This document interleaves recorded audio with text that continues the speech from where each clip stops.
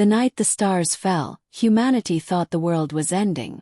A fireball cut across the black sky, roaring like a wounded god.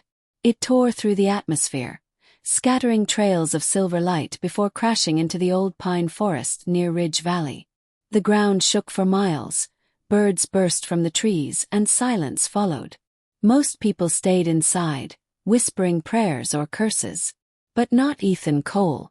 Ethan had been a soldier once, a medic in wars humanity wished to forget.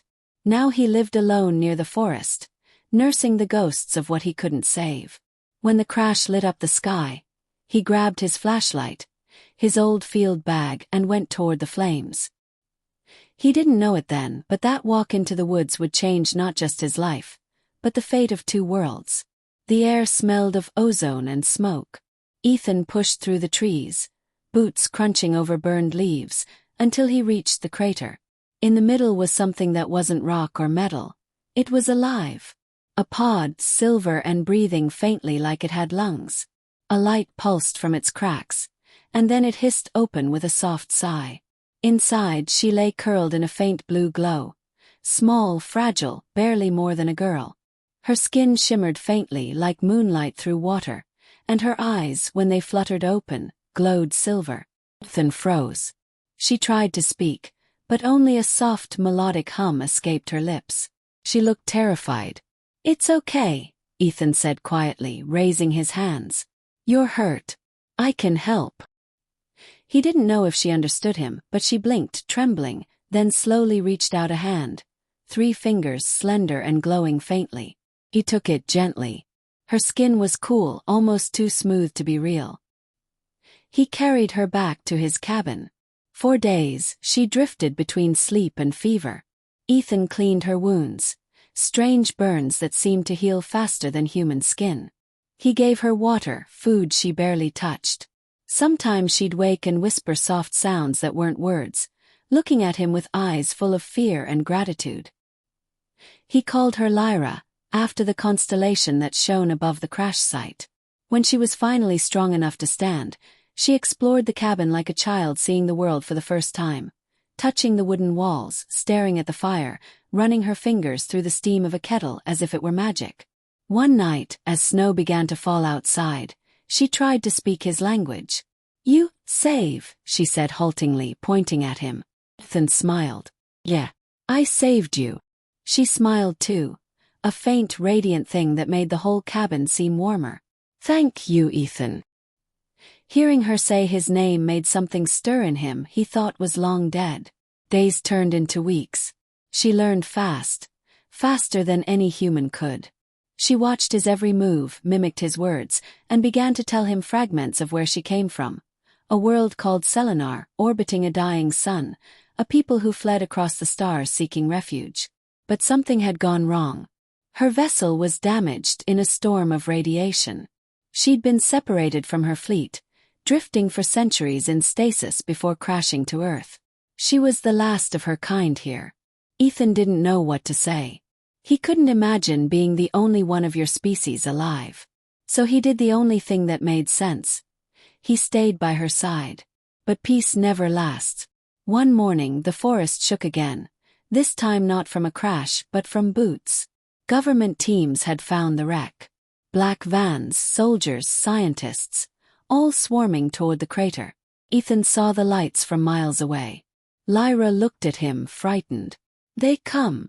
"Yes," he said, packing supplies. "We have to go." She touched his arm. "You help again." He met her eyes. "Always." They fled into the mountains. Snow fell thicker now, wind biting their faces. She was weak, the cold drained her strength, but she kept going. Behind them, helicopters cut through the clouds, beams sweeping across the forest. Ethan guided her to an old mining tunnel he'd used as a shelter years ago. Inside, the air was damp and dark. She sank to the ground, exhausted. "They will hurt?" she asked softly. "They'll try to understand you," Ethan said. "But not the right way." She closed her eyes. "Humans, afraid." "Yeah," he said bitterly. "We always are." Hours passed.